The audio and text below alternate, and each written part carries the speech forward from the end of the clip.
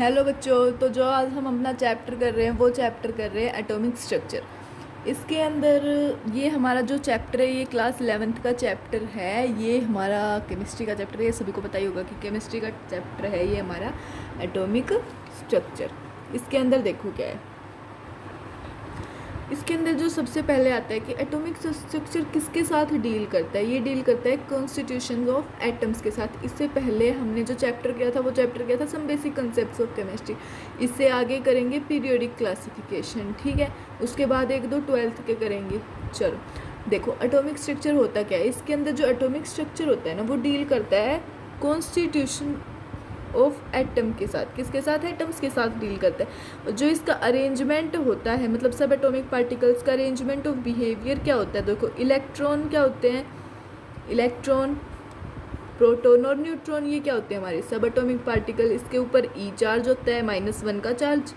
मास जो होता है इलेक्ट्रॉन के ऊपर वो 0 होता है। प्रोटॉन पे चार्ज 1, मास भी 1। न्यूट्रॉन पे चार्ज 0, मास भी मास 1, ठीक है। सब पे मास कितना है 1 इसके ऊपर और इसके ऊपर 0। चलो अब हमारे पास एक साइंटिस्ट थे जी.जे. स्टोनी। उन्होंने क्या रियलाइज़ किया था कि यहाँ पे that there must be some fundamental unit of electricity associated with atoms. मतलब यहाँ पे कोई ऐसी यूनिट है, फंडामेंटल यूनिट है इलेक्ट्रिसिटी की जो एटम्स के साथ एसोसिएटेड है। और उन्होंने इस यूनिट को जो नाम दिया वो नाम दिया इलेक्ट्रॉन। किसके अंदर? 1891 में इलेक्ट्रॉन नाम दिया उस फंडामेंटल यूनिट ऑफ इलेक्ट्रिसिटी को। जो डिस्कवरी की थी इलेक्ट्रॉन की वो किसने की थी? विलियम क्रोकर ने और जूलियन प्लकर ने। किसने की थी? विलियम क्रोकर और जूलियन प्लकर, ठीक है। इससे पहले मैंने आज आपको फिजिक्स की वीडियो डाल दी थी इलेक्ट्रोस्टैटिक पोटेंशियल एंड कैपेसिटेंस की, रात को ही डाल दी थी 12 बजे के करीब तक। तो अब वो आप वो देख लेना, इसलिए मैंने आज केमिस्ट्री की थोड़ी लेट डाली है। इसके बाद आपको मैथ्स की मिल जाएगी, किसकी? फंक्शंस की, या फंक्शंस की मिल जाएगी। चलो अगले आते हैं हमारा जे.जे. थॉमसन। जे.जे. थॉमसन भी साइंटिस्ट थे। उन्होंने क्या किया? उन्होंने बताया था कैथोड रेज के बारे में। किसके बारे में बताया था? कैथोड रेज के बारे में। तो देखो एनोड और कैथोड, यहाँ पे ये जो होता है ये कैथोड होता है हमारा, ये एनोड होता है। नेगेटिव, कैथोड के ऊपर नेगेटिव चार्ज, एनोड पे पॉजिटिव। यहाँ पे ये जो इलेक्ट्रॉन है वो पॉजिटिव की साइड जाता है, क्योंकि इलेक्ट्रॉन तो नेगेटिव होता है, उसका नेचर नेगेटिव होता है, तो वो पॉजिटिव, नेगेटिव से पॉजिटिव की साइड जाता है, ठीक है। H2 से 2H प्लस 2 इलेक्ट्रॉन, ये क्या हो गया हमारा? कैथोड रेज, ठीक है। अब अगली बात आती है प्रॉपर्टीज़ ऑफ कैथोड रेज। ये जो एक तो पेज में स्टार्टिंग की करवा रही हूँ ना, ये इतने इम्पोर्टेंट नहीं है, पर इससे आगे का जो है वो बहुत ज़्यादा इम्पोर्टेंट है।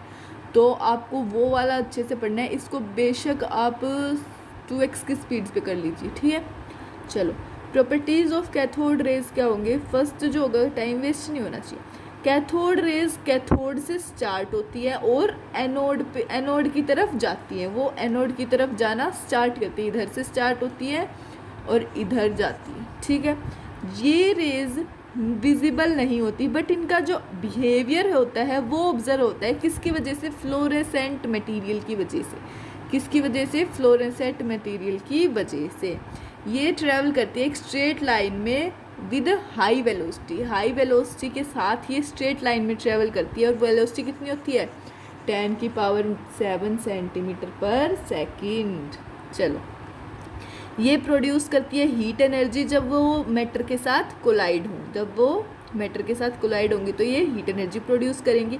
इलेक्ट्रिक और मैग्नेटिक फील्ड की एब्सेंस में, जब इसके अंदर कोई भी इलेक्ट्रिक फील्ड और मैग्नेटिक फील्ड नहीं होगा ना, तो ये ट्रैवल करेंगी स्ट्रेट लाइन में। किस में ट्रैवल करेंगी? स्ट्रेट लाइन में, ठीक है। और अगर इलेक्ट्रिक फील्ड लाइंस होंगी तो जो बिहेवियर होगा कैथोड रेज का वो सिमिलर होगा to that expected from negatively charge. जो हमें नेगेटिव चार्ज पार्टिकल से बिहेवियर मिलता है वही कैथोड रेज का बिहेवियर होगा अगर इलेक्ट्रिक फील्ड और मैग्नेटिक फील्ड प्रेजेंट हुई तो, ठीक है। चलो अगला आता है, ये जो रेज होती है ना वो इफेक्ट करती है फोटोग्राफिक प्लेट को। किसको अफेक्ट करती है? फोटोग्राफिक प्लेट्स को क्या करती है? अफेक्ट करती है। और ये रेज आयोनाइज करती हैं गैसेस को। ये रेज क्या करती है? गैसेस को आयोनाइज करती हैं। अगली है जो इनका नेचर होता है, नेचर ऑफ कैथोड रेज, वो इंडिपेंडेंट होता है। इंडिपेंडेंट किसके ऊपर होता है, नेचर ऑफ कैथोड के, और जो गैस ली गई है डिस्चार्ज ट्यूब के अंदर, जो डिस्चार्ज ट्यूब में गैस ली गई है उसके ऊपर। ठीक है, अगला आता है हमारा ई एम रेशियो क्या होता है, ई बाई एम रेशियो क्या होता है, ई बाई एम रेशियो होता है हमारा चार्ज बाई मास, यानी कि ई होता है हमारा चार्ज और एम होता है हमारा मास, एम होता है मास। ठीक है, ये क्या होता है, इंडिपेंडेंट होता है नेचर में। ई बाई एम रेशियो हमारा क्या होता है, इंडिपेंडेंट होता है नेचर में।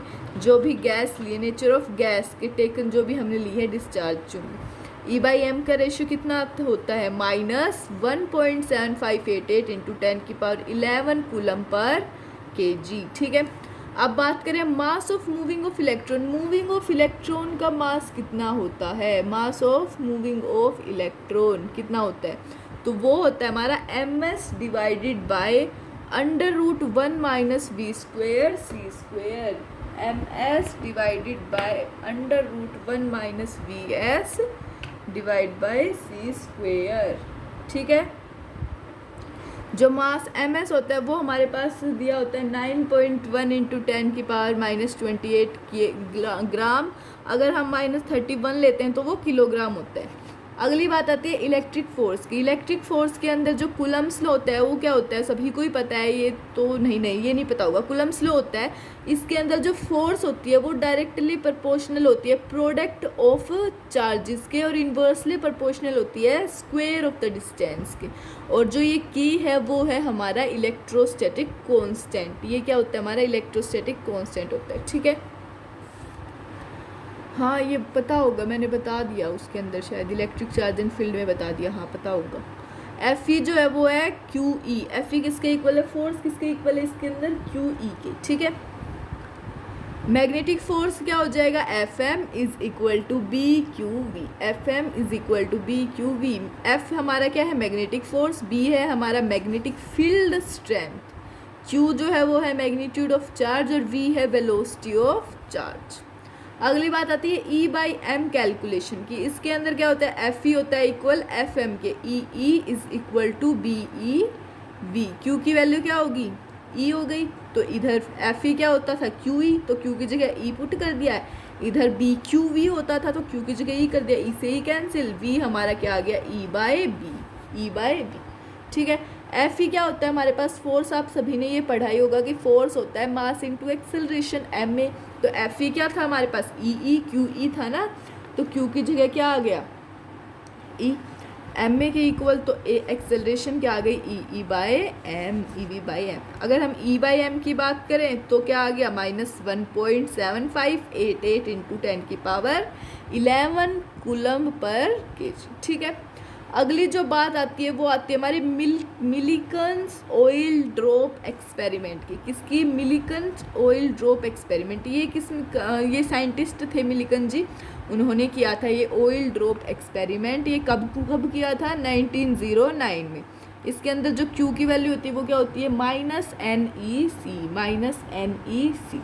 जो मोलर मास होता है इलेक्ट्रॉन का वो किसके इक्वल होता है, mass of 1 mole of electron, electron के 1 मोल के इक्वल होता है, या फिर एवोगैड्रो नंबर के इक्वल होता है, यानी कि 6.022 इंटू 10⁻23 इलेक्ट्रॉन सेकेंड। ठीक है, चलो अगली बात आती है नंबर ऑफ मोल्स की। नंबर ऑफ मोल्स किसके इक्वल होते हैं, number of particle divided by Avogadro number. Number of particle divided by Avogadro number.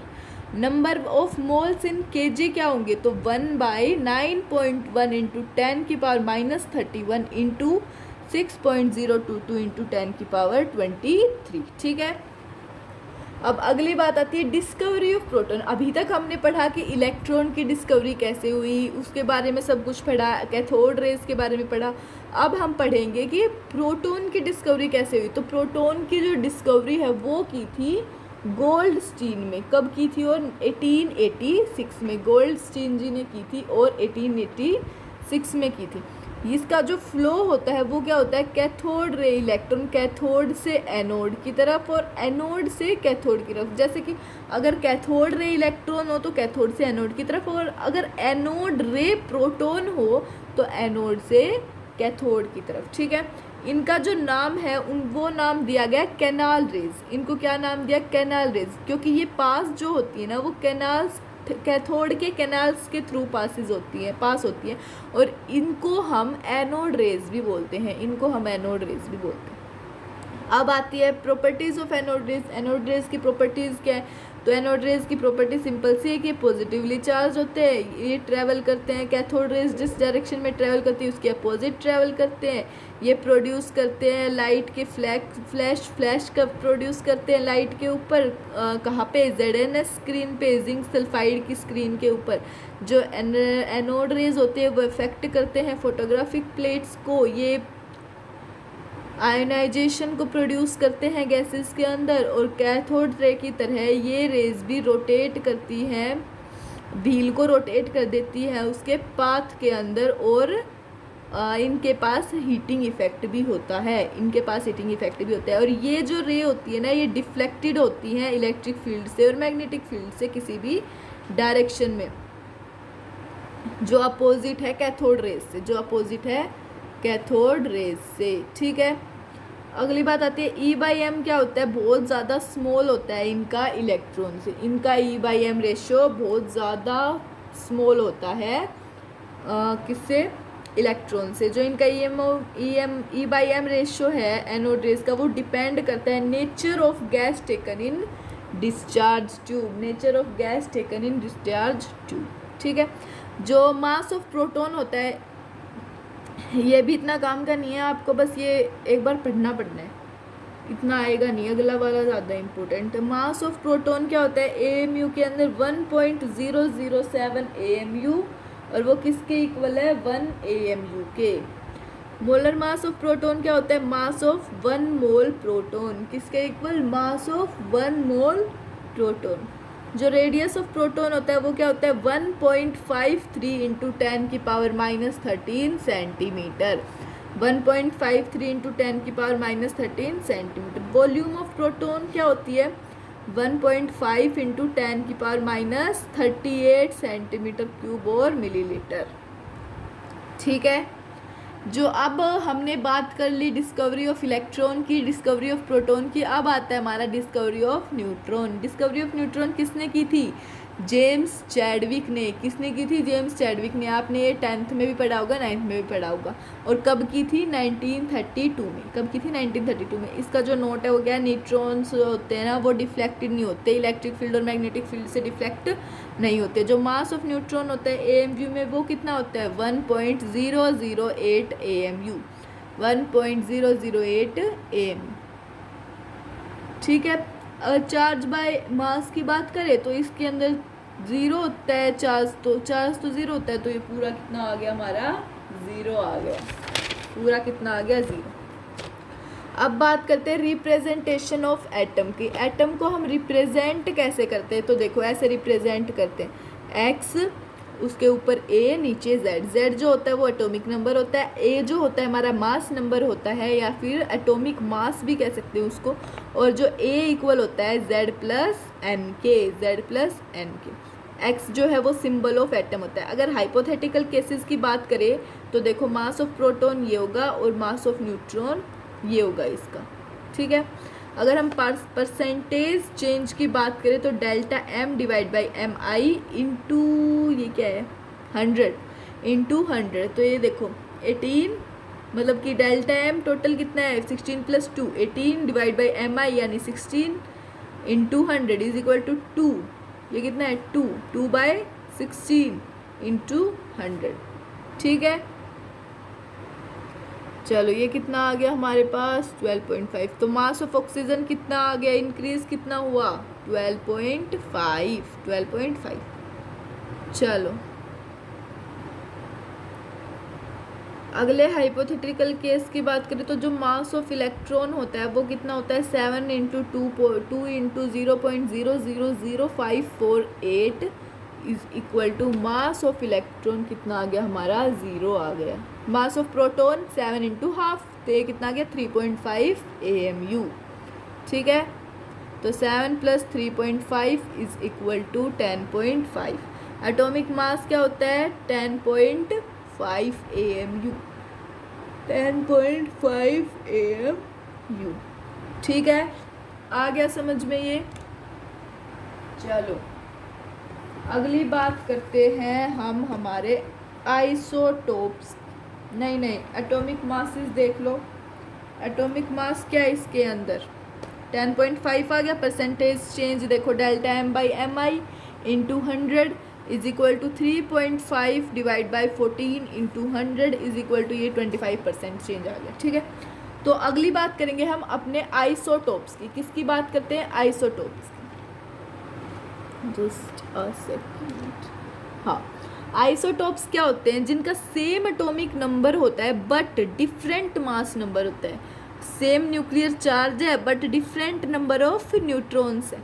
जिनका सेम एटॉमिक नंबर होता है और बट डिफरेंट मास नंबर और सेम न्यूक्लियर चार्ज है but different number of neutrons है, तो वो होंगे हमारे आइसोटोप। जैसे कि देखो, प्रोटियम, ड्यूट्रियम और ट्रीटियम, H11, H12, H13, ठीक है।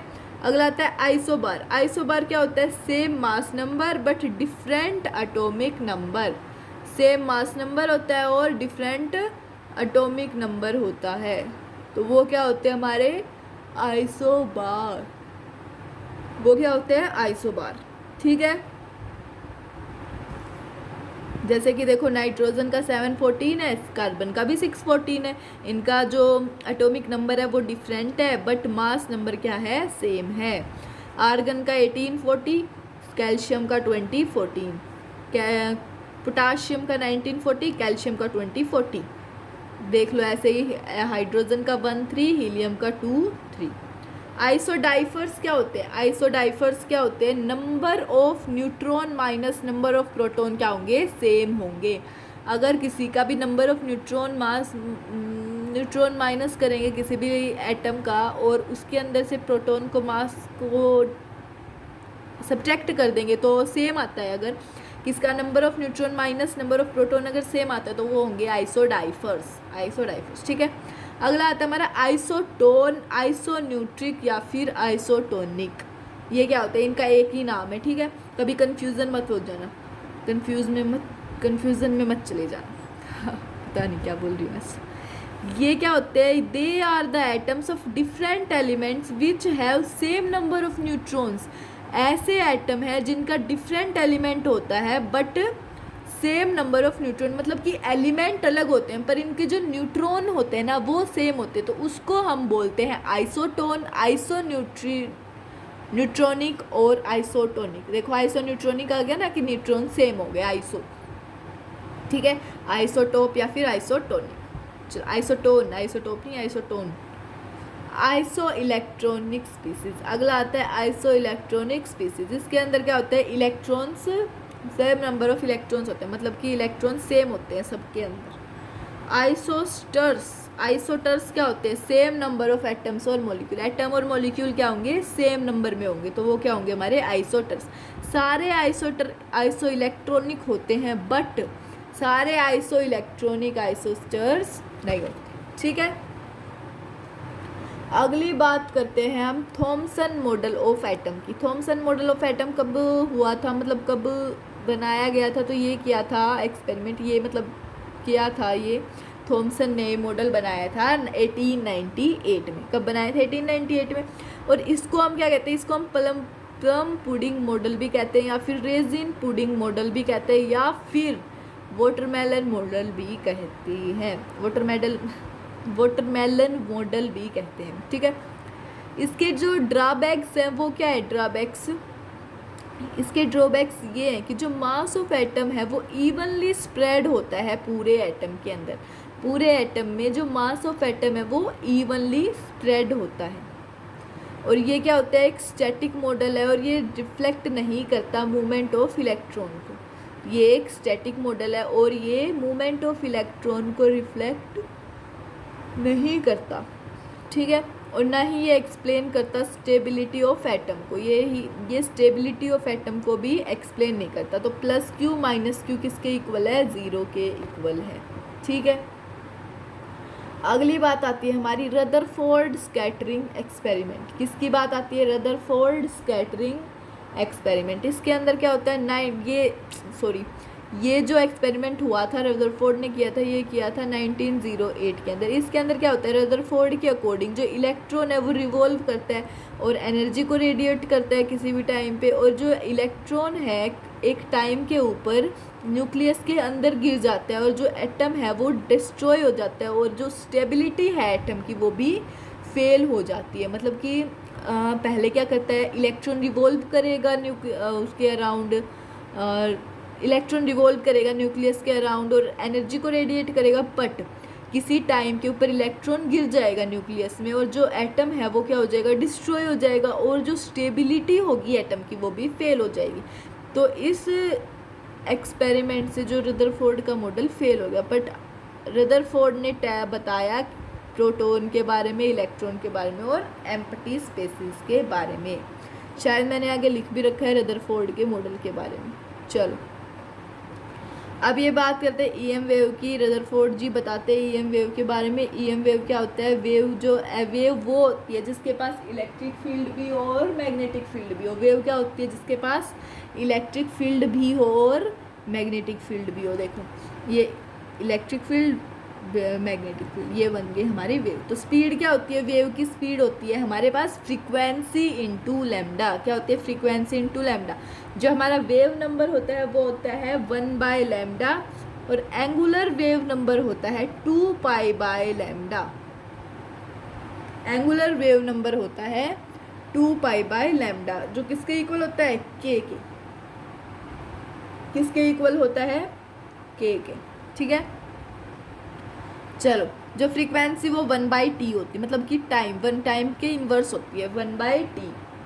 अब अगली बात करते हैं number of alpha particles scattered, मतलब कि कितने number of alpha particles scattered हुए। तो वो डायरेक्टली प्रोपोर्शनल किसके होता है, z², यानी कि एटॉमिक नंबर के स्क्वायर के। किसके, एटॉमिक नंबर के स्क्वायर के, या फिर 1 काइनेटिक एनर्जी के स्क्वायर के, 1 काइनेटिक एनर्जी के स्क्वायर के, या फिर 1 sin θ/2, मतलब एंगल के हाफ की पावर 4। ठीक है, जो वेवलेंथ ऑफ इलेक्ट्रॉन होती है वो क्या होती है, वेलोसिटी की टर्म्स में, तो वो होती है 12.27 divided by √v angstrom. 12.27 √v into angstrom, मतलब एंगस्ट्रॉम में। और प्रोटॉन की 0.286, मैंने आगे भी लिखवा रखी है, ये दोबारा देख लेना आगे। 0.286 डिवाइडेड बाय √v एंगस्ट्रॉम, और अल्फा की क्या होती है 0.101 डिवाइडेड बाय √v एंगस्ट्रॉम। तो जो लैम्डा ई है वो बड़ा होता है लैम्डा पी से, और वो बड़ा होता है लैम्डा अल्फा से। ठीक है, अब बात आती है, एक मिनट ये क्या, हाँ, ई इंसिडेंट क्या होता है हमारा, एच न्यू या फिर एच सी बाई लैम्डा। तो न्यू किसके इक्वल होता है, एच सी बाई लैम्डा की एनर्जी है ये। एनर्जी इंसिडेंट क्या होगी फिर, एच न्यू क्या होता है हमारा ये 5 plus kinetic energy. E incident क्या होती है, H C by lambda. Phi naught क्या होता है, H C by lambda naught, और काइनेटिक एनर्जी होती है 12mv²। तो ये हो गया हमारा किसके equal, H C by lambda equal to H C by lambda naught plus 12mv²। ठीक है, ये कुछ फॉर्मूलाज है, ये मैंने पहले, एक मिनट, हाँ, ये कुछ फॉर्मूलाज हैं, ये मैंने पहले ही लिख दिए हैं। आप इन सबको रिवाइज कर सकते हो, इनका स्क्रीनशॉट ले सकते हो, या फिर लिख लोगे तो अच्छा होगा लर्न करने में। आगे बात करते हैं, मैं ये सारे फॉर्मूलाज आगे भी बता रही हूँ। ठीक है, लाइमन सीरीज़ के अंदर आपको बस ये याद करना है, मैं आगे ये चीज़ें नहीं बताऊँगी। लाइमन सीरीज़ आपको, इसके अंदर क्या होता है, बस लैम्डा मैक्स की वैल्यू इसके अंदर होती है 1216 एंगस्ट्रॉम, 1216 एंगस्ट्रॉम। लैम्डा मिनिमम की वैल्यू 912 एंगस्ट्रॉम। बाल्मर सीरीज़ के अंदर लैम्डा मैक्सिमम की वैल्यू क्या होती है, 6536 एंगस्ट्रॉम, 6536 एंगस्ट्रॉम। लैम्डा मिनिमम की 3648 एंगस्ट्रॉम, 3648 एंगस्ट्रॉम। पास्टन सीरीज़ के अंदर जो ई मिनिमम होगा वो हमारा क्या होगा, लैम्डा मैक्सिमम, और ई मैक्सिमम क्या होगा, लैम्डा मिनिमम। अब और आगे का मैंने नहीं लिखा है कि किसकी कितनी है लैम्डा मैक्सिमम लैम्डा मिनिमम, मैं आपको इससे आगे आपका फॉर्मूला बता दूंगी, उससे आप खुद निकाल के देखना। ठीक है, अब बात करते हैं de Broglie hypothesis. De Broglie hypothesis क्या है, इसके अंदर क्या बताया था डी ब्रोगली ने कि जो लैम्डा होता है वो किसके इक्वल होता है, h/mv के, और mv क्या होता है हमारा मोमेंटम, तो या फिर h/p के। ठीक है, जो रिलेशन होता है किसके अंदर, डी ब्रोगली वेवलेंथ में और काइनेटिक एनर्जी में, वो क्या होता है, lambda is equal to H by under root 2m/ke kinetic energy, 2m kinetic energy. तो h की वैल्यू क्या हो गई हमारी, h की वैल्यू हमारी क्या हो गई, h की वैल्यू हो गई 6.626 इंटू 10⁻34 इंटू 10⁻34, ठीक है, जूल सेकंड। और काइनेटिक एनर्जी किसके अंदर है, जूल में। काइनेटिक एनर्जी हमारी किसके अंदर है, जूल के अंदर।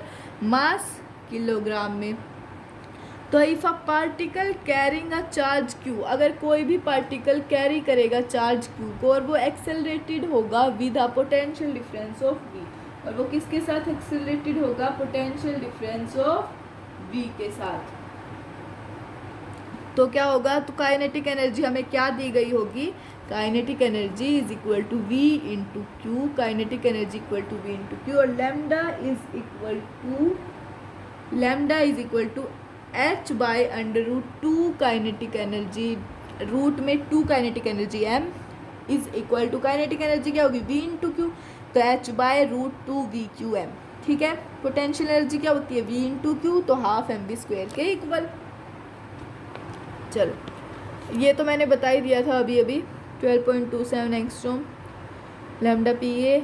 चलो percentage change in kinetic energy क्या होता है, तो delta kinetic energy divided by kinetic energy 1 into 100, delta kinetic energy divided by kinetic energy 1 into 100, ठीक है।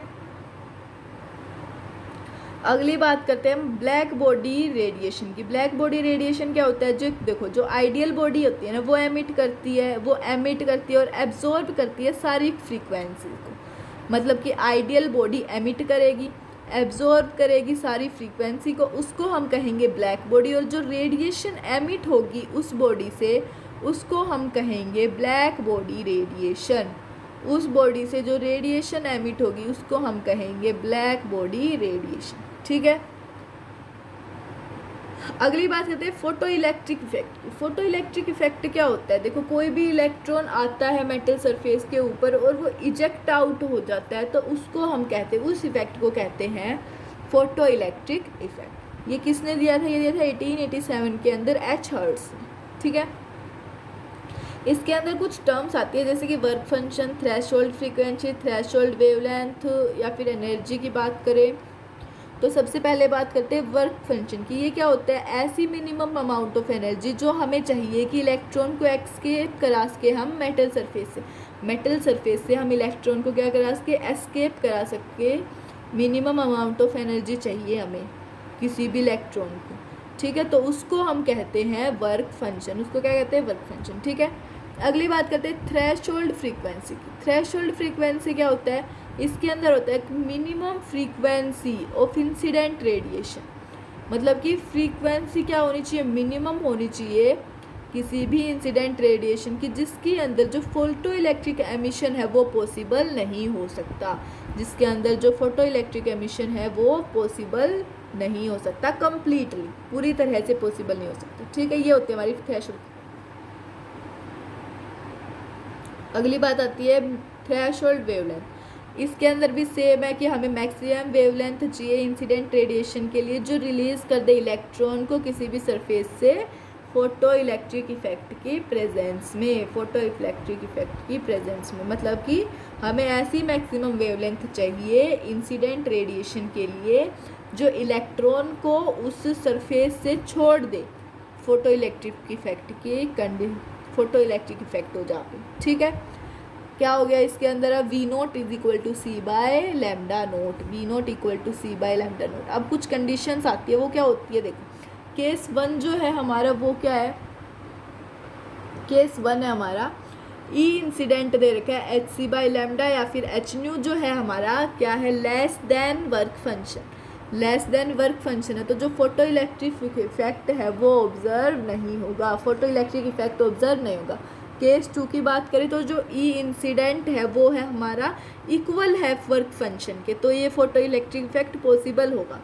अगर वो ग्रेटर देन है वर्क फंक्शन के तो भी पॉसिबल होगा, बट जो काइनेटिक एनर्जी है वो क्या हो जाएगी, ज़ीरो हो जाएगी। नहीं, वो क्या हो जाएगी, नॉन ज़ीरो, मतलब कि ज़ीरो नहीं होगी, काइनेटिक एनर्जी ज़ीरो नहीं होगी। तो देखो ये क्या है, H nu is equal to H nu naught plus half M V square. ठीक है, अगली बात करते हैं हम स्टॉपिंग पोटेंशियल की। किसकी बात करते हैं, स्टॉपिंग पोटेंशियल। इसके अंदर क्या होता है, H C by lambda is equal to H C by lambda naught plus E V naught plus E V naught. ठीक है, H C by lambda is equal to H C by lambda naught plus E V naught. अगली बात करते हैं Bohr's atomic model. ये किसके ऊपर base है, क्वांटम थ्योरी के ऊपर। बोर्स एटॉमिक मॉडल हमारा किसके ऊपर बेस है, क्वांटम थ्योरी के ऊपर। अब देखो हमारे पास कुछ इंपॉर्टेंट फॉर्मूलाज आते हैं, कुछ इंपॉर्टेंट फॉर्मूलाज। फर्स्ट जो है वो क्या है, कूलम्बिक फोर्स। ये किसके इक्वल होता है, कूलम्बिक फोर्स बताया था अभी मैंने, KQ1 Q2 divide by R square. फिर आता है सेंट्रीफ्यूगल फोर्स। सेंट्रीफ्यूगल फोर्स किसके इक्वल, MV square by R K. और जो हमारा एंगुलर मोमेंटम होता है वो क्या होता है, MV स्क्वेयर। तो ये मॉडल जो है वो एप्लीकेबल है जो स्पीसीज एक ही इलेक्ट्रॉन को कंटेन करती है, जो स्पीसीज एक इलेक्ट्रॉन को कंटेन करती है, जैसे कि hydrogen, helium plus, lithium 2+, beryllium 3+, boron 4+, etcetera. या फिर 5th 6th पे क्या आता है, कार्बन 5+, वो तो होता ही नहीं है। अगला आता है जैसे F माइनस करेगा, पता नहीं, O2- की भी बात कर सकते नहीं, O-। चलो, अट्रैक्शन फोर्सेस टुवर्ड न्यूक्लियस क्या होता है, टुवर्ड न्यूक्लियस के टुवर्ड जो अट्रैक्शन फोर्सेस होता है वो क्या होता है, सेंट्रीफ्यूगल फोर्स। तो KZ square divide by R square किसके इक्वल होगा, MV square by R K, MV square by R K. ठीक है, ये ऑर्बिट है जिसके अंदर इलेक्ट्रॉन रिवॉल्व करता है, उसको हम क्या कहते हैं, स्टेशनरी ऑर्बिट। ऐसा ऑर्बिट जो जिसके अंदर इलेक्ट्रॉन रिवॉल्व करे उसको कहेंगे हम स्टेशनरी ऑर्बिट्स। कौन सा ऑर्बिट, स्टेशनरी ऑर्बिट। ठीक है, ये किसके, देखो MVR is equal to NH by 2π, MVR is equal to NH by 2π। देखो अगर इलेक्ट्रॉन जो है वो रिमेन होगा स्टेशनरी स्टेट में, किसके अंदर, स्टेशनरी स्टेट में होगा, तो ये एनर्जी को लॉस नहीं करेगा, एनर्जी को लूज नहीं करेगा। तो इस स्टेट को हम क्या कहेंगे, ग्राउंड स्टेट। इस स्टेट को हम क्या कहेंगे, ग्राउंड स्टेट। ठीक है, अगली बात करते हैं हम एमिशन की। एमिशन क्या होता है, एमिशन होता है जब कोई भी इलेक्ट्रॉन रिटर्न मतलब हाई एनर्जी से लो एनर्जी लेवल के ऊपर जाए तो एनर्जी किसके इक्वल होगी, एनर्जी गैप रिलीज के। किसके इक्वल होगी, एनर्जी गैप रिलीज की। ठीक है, अगली बात करते हैं application of Bohr model. Bohr's model की एप्लीकेशन क्या होगी, तो देखो फर्स्ट जो होती है वो क्या होती है, radius of various orbits. Various orbits की रेडियस, तो देखो क्या होगी, Rn is equal to n square H square divide by 4π square MKZE square. n square H square divide by 4π square MKZE square. तो Rn क्या आ गया, इसको सोल्व करने के बाद 0.529 into N square by Z angstrom. 0.529 into N square by Z angstrom. ठीक है, अगली बात करते हैं वेलोसिटी ऑफ इलेक्ट्रॉन की। किसकी, वेलोसिटी ऑफ इलेक्ट्रॉन की। इसके अंदर क्या होता है, Vn 2πkZe square divide by NH, 2πkZe square divide by NH। तो Vn हमारा आ गया 2.18 इंटू 10 की power 6 into Z by N। 2.18 into 10 की power 6 Z by N metre per second. अगला आता है ऑर्बिटल फ्रीक्वेंसी। इसके अंदर क्या होता है, ये जो नंबर ऑफ रेवोल्यूशन होते हैं इलेक्ट्रॉन के 1 सेकेंड में, तो वो होती है हमारी ऑर्बिटल फ्रीक्वेंसी। ठीक है, Fn is equal to Vn by 2πRn। Fn की वैल्यू क्या आ गई, 6.6 इंटू 10 की power 15 Z square divided by N cube second inverse. अगला टाइम पीरियड। टाइम पीरियड किसी भी एक कंप्लीट साइकिल को कंप्लीट करने के लिए जो इलेक्ट्रॉन को जो टाइम लगता है उसको हम क्या कहते हैं, time period. Time period equal to Tn equal to 1/Fn। तो क्या आ गया Tn 1.5 इंटू 10⁻16 n³/z²। ठीक है। अब आती है energy of an electron. Electron की एनर्जी क्या होती है? तो देखो एनर्जी किसके इक्वल होगी? Kinetic energy plus potential energy. Kinetic energy plus potential energy, तो En इक्वल हो गया half mv² minus kZe² divide by R equal to En is equal to half kZe² by R minus kZe² by R। जो ये first वाली है वो kinetic energy, electric potential, और जो आई है वो अब आई है हमारी टोटल एनर्जी। किसके इक्वल आई है? टोटल एनर्जी के। तो En क्या है? Minus half 4π² mk²z²e⁴ divided by m²h²। En क्या आ गई? -2.18 इंटू 10⁻18 z²/n²। तो En आ गई -RH into z²/n², -RH into z²/r h², तो ये किसके इक्वल होगी? है RH क्या होता है हमारा? रीडबर्ग्स कांस्टेंट।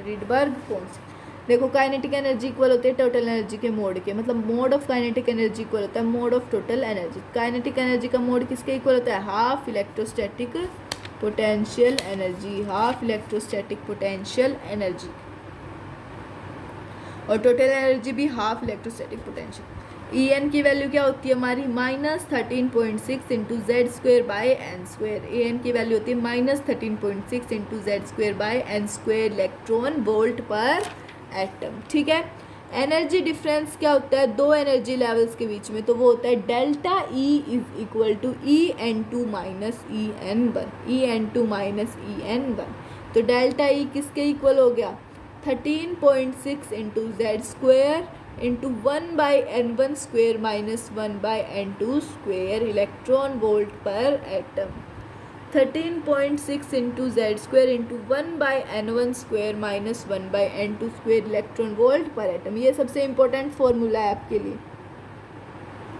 ठीक है। क्वेश्चंस मैं अभी नहीं करवा रही हूँ इस चैप्टर के, मैंने अभी पहले भी वीडियोस में बताया आपको। इसके जो क्वेश्चंस का PDF है प्रीवियस ईयर सभी क्वेश्चंस का, वो मैं आपके टेलीग्राम ग्रुप पे डाल दूँगी, या फिर मेरे को DM कर देना है इंस्टाग्राम पे, वहाँ पे मैं आपको प्रोवाइड कर दूँ। ठीक है। नीचे लिंक दे रखी है मैंने उसकी। चलो आगे बात करें। ये जो फॉर्मूलाज होते हैं वो वैलिड होते हैं सिर्फ जो जिनके पास सिंगल इलेक्ट्रॉन स्पीसीज होती है कंटेन करती है, और इनका जो बोर मॉडल है वो कंसिडर नहीं है कि वो इंटर इलेक्ट्रॉनिक रिपल्शन के लिए कंसिडर नहीं। ठीक है। अगला तो En की वैल्यू क्या होती है? -2π होती है, ये ना -2π² k² me⁴ z² divide by n²h²। इनका जो नेगेटिव साइन है वो इंडिकेट करता है अट्रैक्शन ऑफ इलेक्ट्रॉन की किसकी तरफ? न्यूक्लियस की तरफ। इलेक्ट्रॉन की अट्रैक्शन को इंडिकेट करता है न्यूक्लियस की तरफ। तो E2 माइनस E1 क्या हो गया? -3.4 माइनस ऑफ -13 क्या आ गया? 10.2 इलेक्ट्रॉन वोल्ट, और E3 माइनस E2 आ गया -1.51 माइनस ऑफ -3.4, तो आ गया ये 1.89 electron volt. E4 minus E3 आ गया -0.5 माइनस ऑफ -1.51 इलेक्ट्रॉन वोल्ट, ये आ गया 0.66 इलेक्ट्रॉन वोल्ट। और E5 बड़ा होता है, सबसे बड़ा E5, फिर E4, फिर E3, फिर E2, फिर E1। ठीक है। अगला आता है calculation of ionisation energy. Ionisation energy की कैलकुलेशन, तो देखो minimum amount of energy required to remove most loosely bounded electron. ऐसी सबसे कम अमाउंट की एनर्जी जो हमें रिक्वायर हो कि जो सबसे लूजली बाउंडेड इलेक्ट्रॉन है उसको हम क्या कर सके? रिमूव कर सके, उसको हम रिमूव कर सके। तो जो वैलेंस इलेक्ट्रॉन है आइसोलेटेड गैसेस, मतलब कि जो वैलेंस इलेक्ट्रॉन है आइसोलेटेड गैसियस एटम का, उसको क्या कर सकें हम? रिमूव कर सकें। तो आयोनाइजेशन किसके इक्वल होती है? Delta E is equal to 13.6 electron volt, 13.6 electron volt. तो आयोनाइजेशन ऑफ एनर्जी किसके इक्वल है? ये आयोनाइजेशन। हाइड्रोजन लाइक स्पीसीज के लिए क्या होगा इसकी representation, ionisation energy equal to delta E is equal to plus 13.6 into Z square, plus 13.6 into Z square. अब ये एक क्वेश्चन है, ये क्वेश्चन आपके लिए इम्पोर्टेंट है, ये आपको एक कंसेप्ट सिखा रहा है आयोनाइजेशन एनर्जी कैसे निकाली जाती है। तो देखो गिवन दे रखा है हमें लिथियम गैसियस से लिथियम 3+ बना रहा है प्लस 3 इलेक्ट्रॉन। हमें क्या दे रखा है delta H 19800 kilo joule per मोल, और जो आयनाइजेशन है लिथियम के लिए वो दे दी 520। हमें निकालनी है आयनाइजेशन एनर्जी 2 और आयनाइजेशन एनर्जी 3।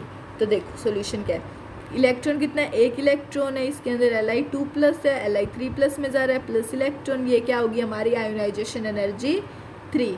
तो आयोनाइजेशन एनर्जी 3 के लिए क्या हो गया, delta E is equal to 13.6 into Z square electron volt per atom.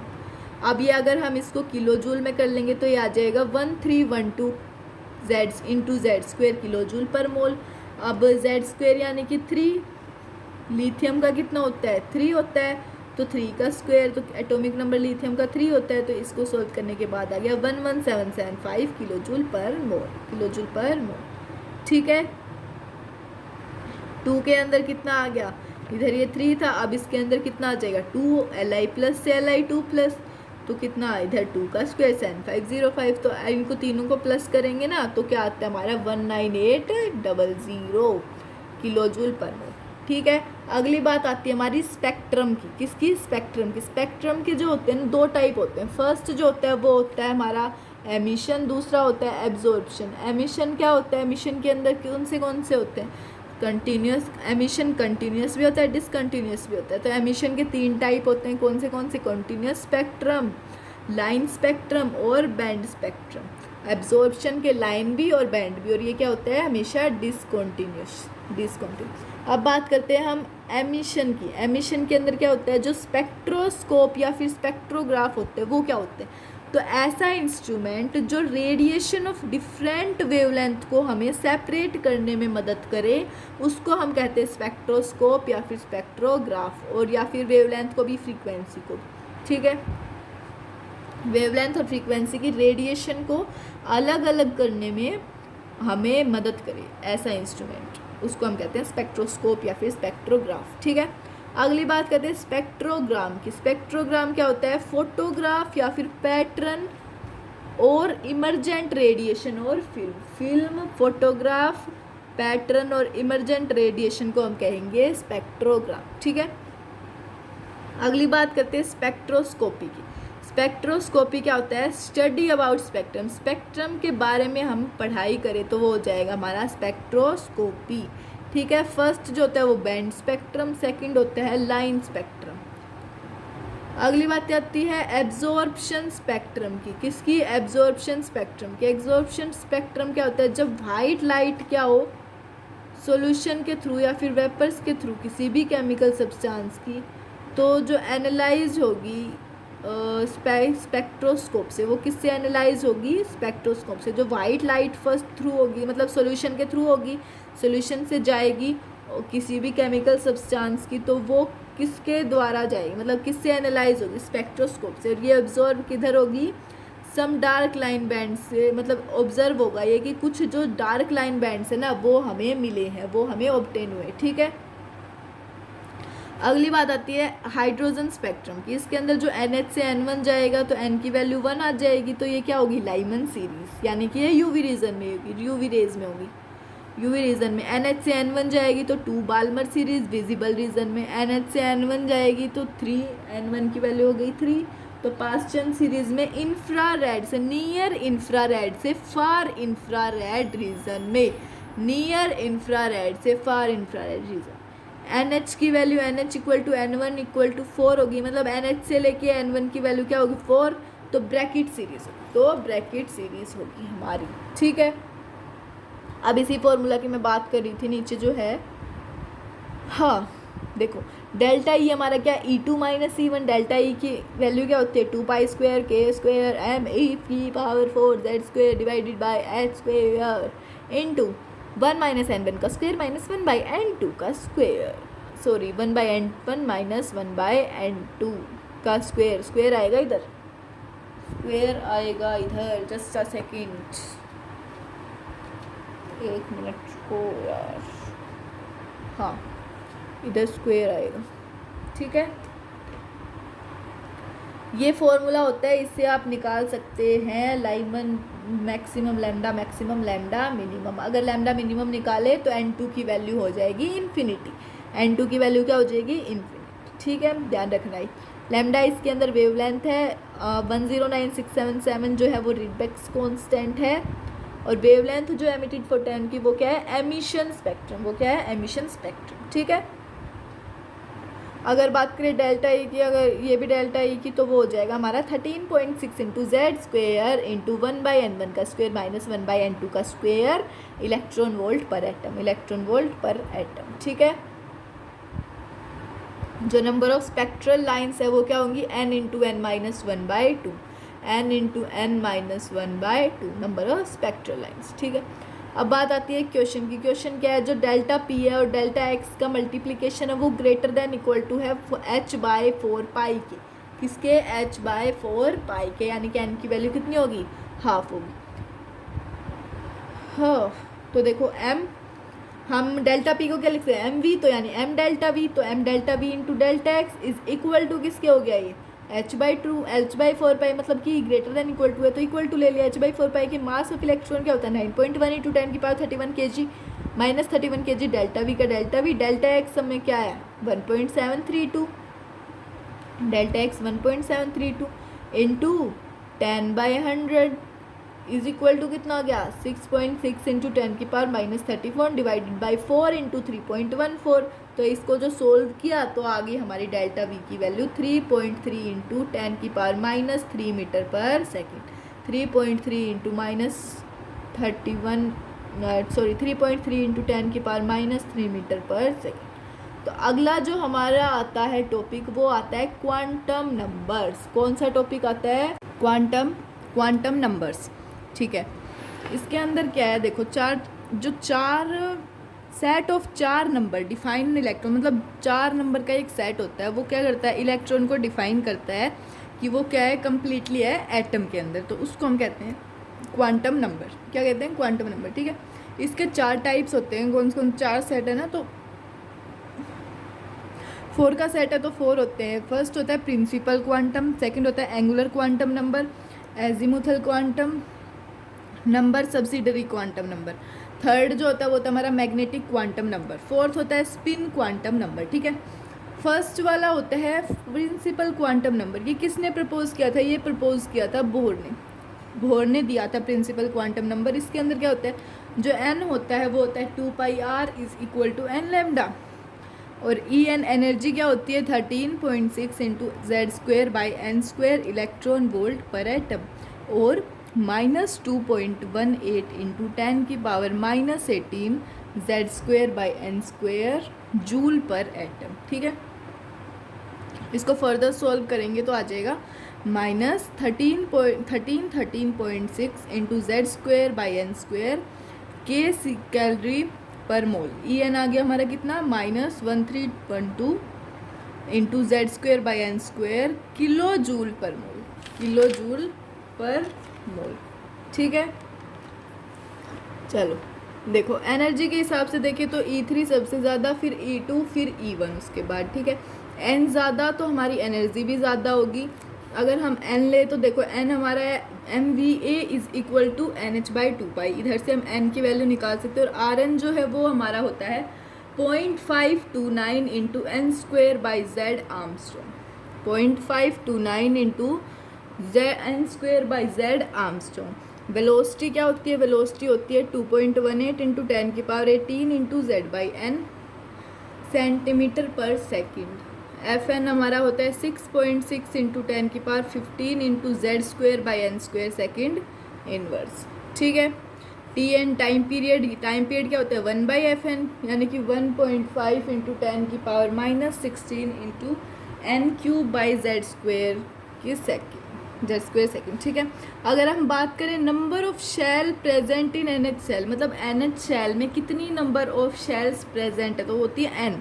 तो n की अगर वैल्यू 1 होगी तो सब शेल क्या होगी s, अगर 2 होगी तो सब शेल क्या होगी s और p, अगर 3 होगी तो s p d, 4 तो s p d f और 5 होगी तो s p d f g। ठीक है, अब बात आती है एंगुलर क्वांटम नंबर की, सेकंड की। ये किसने किया था, ये प्रपोज किया था सोमरफील्ड ने। किसने, सोमरफील्ड ने। और ये डिस्क्राइब करता है shape of electron cloud, electron cloud की शेप को, और number of subshell in shell, shell के अंदर कितने नंबर ऑफ सबशेल है उसको। ठीक है, एल की वैल्यू क्या होती है 0 + n-1, 0 + n-1। अगर n हमारा 1 है तो एल 0 होगा, नंबर ऑफ सबशेल 1 होंगी और s सबशेल होगी। अगर 2 है तो 0 1, ऐसे ये बढ़ता जाएगा, ऐसे होगा। ठीक है, ऑर्बिटल एंगुलर मोमेंटम की बात करें तो इसके अंदर क्या होता है, L = √L × L+1 h/2π। इसको हम ऐसे भी लिख सकते हैं L × L+1 अंडर रूट में, और ये h बार। ठीक है, एंगुलर ऑर्बिटल एंगुलर मोमेंटम की बात करें, अगर हम इनमें वैल्यूज़ ले तो अगर ये 0 वैल्यू आती है, L की वैल्यू 0 लेते हैं तो क्या आ जाएगा 0। अगर 1 ले तो √2 h/2π, अगर 2 ले तो √2 6 h/2π, और 3 ले तो 2 √3 h/2π। ठीक है, शेप की बात करें तो शेप ऑफ इलेक्ट्रॉनिक क्लाउड क्या होती है, एस की क्या होती है स्फेरिकल, पी की डम्बल, डी की डबल डम्बल, एफ की कॉम्प्लेक्स। अगली बात करें मैग्नेटिक क्वांटम नंबर की, ये किसने प्रपोज किया था, ये किया था बाय लिंडे ने। इसका ऑर्बिटल क्या है, ऑर्बिटल है 3D space where electron find होता है, प्रोबेबिलिटी मतलब अगर इलेक्ट्रॉन फाइंड की प्रोबेबिलिटी होती है ना, वो क्या होती है इसके अंदर मैक्सिमम होती है। ठीक है, इसकी जो वैल्यूज़ होती हैं वो -L से लेके +L तक होती हैं, 0 को भी मिला के। और क्या होता है ये टोटल 2L + 1 वैल्यूज़, 2L क्यों हो गया, क्योंकि +1 0 की भी वैल्यू हमने काउंट की है। अगला और लास्ट हमारा 4th आता है स्पिन क्वांटम नंबर। ये किसने दिया था, गोल्डस्मिथ, ये दिया था गोल्डस्मिथ में। और इसको रिप्रेजेंट करते हैं, ये रिप्रेजेंट करता है क्वांटम मैकेनिकल स्टेट को। किसको रिप्रेजेंट करता है, क्वांटम मैकेनिकल स्टेट को। और इसकी जो वैल्यूज़ क्या होती है +½ और -½ +½ और -½ देखो अगर इसके अंदर ये होता है ये ऐसे, ये क्या है हमारा, ये वाला क्लॉकवाइज, सेकंड वाला क्या है एंटी क्लॉकवाइज। इसके अंदर देखो इलेक्ट्रॉन अगर ऊपर की तरफ गया तो क्लॉकवाइज, और नीचे की तरफ आया तो एंटी क्लॉकवाइज। एस की वैल्यूज़ क्या होती है +½ और -½ अगर हम बात करें rules for filling subshells, subshells को फिलिंग करने के लिए हमें कौन से रूल्स की ज़रूरत होती है, तो फर्स्ट जो होता है वो होता है हमारा ऑफ बाउ प्रिंसिपल। ऑफ बाउ प्रिंसिपल के अंदर ये क्या है, एक जनरल वर्ड है। ऑफ बाउ प्रिंसिपल एक जनरल वर्ड है और जिसका मतलब होता है बिल्डिंग अप। क्या मतलब होता है, बिल्डिंग अप। ठीक है, और जो इसका सीक्वेंस है वो ऐसे फील्ड होता है कि 1s सबसे छोटा, फिर 2s 2p 3s ऐसे बढ़ता जाता है। और ये क्या करते हैं, सिंगल इलेक्ट्रॉन कंटेनिंग स्पीसीज है, जैसे H He+, Li2+। ठीक है, अगर 1s छोटा है, 2s 2p इक्वल है और वो उससे छोटे 3s 3p 3d इक्वल है, तो जो 3s 3p 3d इक्वल ना, उनको हम कहते हैं डीजनरेट सबशेल्स। उसको हम क्या कहते हैं, डीजनरेट सबशेल्स। और 2s = 2p को हम कहते हैं डीजनरेट स्पीसीज, डीजनरेट स्पीसीज। ये देख लो, ये डायग्राम मैंने बना रखा है, ये ऐसे ऐसे जा रहे हैं ऐसे। ठीक है, अब अगली बात आती है N+L रूल। N+L रूल क्या कहता है, N+L रूल कहता है ऐसा सबशेल जिसकी लोवेस्ट वैल्यू हो, सबसे पहले फील्ड हो, जिसकी लोवेस्ट वैल्यू यानी कि N+L जो वैल्यू है वो सबसे पहले फिल हो। तब 2 और मोर सबसेल का क्या हो, सेम N+N वैल्यू हो, तो जो सबसेल जिसकी लोवेस्ट होगी ना वो पहले फील्ड होगा, तो सबसेल लोवेस्ट वाला पहले फील्ड होगा। ठीक है, अब बात करें N की, तो N क्या है, प्रिंसिपल क्वांटम नंबर और ऑर्बिट नंबर और शेल नंबर। N है हमारा principal quantum number, orbit number या फिर शेल नंबर। L क्या है, एंगुलर क्वांटम नंबर और एजीमुथल क्वांटम नंबर और सब्सिडरी क्वांटम नंबर। ठीक है, अब अगले की बात करें, अगले प्रिंसिपल की, अगली एप्लीकेशन की, तो वो है हमारी Hund's rule of maximum multiplicity. Hund's rule of maximum multiplicity, N की वैल्यू 2, ये ऐसे 2s 2p, एन की वैल्यू अगर 1 होगी तो एस में ये ऐसे जाएगा, ठीक है। 2p 3 होगी तो 1 2 3, डी 5 होगी 1 2 3 4 5, 7 से इसके अंदर 8 हो जाएगी, तो 8 में पहले 7 फिल कर दिए, उसके बाद 8, 7 तो इधर ही फिल हो सकते हैं ना, तो एक इधर फिल होगा, ठीक है। ये जो फर्स्ट वाला होगा ये क्या होगा, क्लॉकवाइज, यानी कि एस इक्वल टू क्या आ गया, +½ और दूसरे वाला एंटी क्लॉकवाइज, तो एस इक्वल टू -½ एस में 1 है, पी में 3, डी में 5, एफ में 7½ फिल। लास्ट जो हमारा आता है वो आता है poly exclusion principle. Poly exclusion principle में देखो ये 1s है, इसके अंदर हमारा जो n होता है वो सेम होता है, l भी सेम होता है, m भी सेम होता है, और s क्या होते हैं +½ और -½ m जो होता है वो होता है -l से लेके +l, और m हमेशा डिफरेंट होता है, ठीक है। अब 2p2 की बात करें तो p2 में है 1 2, ठीक है। n क्या है, सेम है, l भी हमारा सेम है, l की वैल्यू 0 से लेके n-1, l की वैल्यू 0 और 1, 0 क्या होगी s, और ये p, l m की वैल्यू -l से +l। यही हमारा ये जो चैप्टर है एटॉमिक स्ट्रक्चर, ये चैप्टर ख़त्म होता है। तो हम अब मिलते हैं नेक्स्ट क्लास में। इससे नेक्स्ट क्लास में हम पीरियोडिक क्लासिफिकेशन करेंगे। मैं फिर से बता रही हूँ आपको, इसके नोट्स जो है नीचे टेलीग्राम ग्रुप में मिल जाएंगे, और कोई भी डाउट पूछना हो तो भाई पूछ लेना, या फिर इंस्टा पे DM कर देना, ठीक है। Thank you.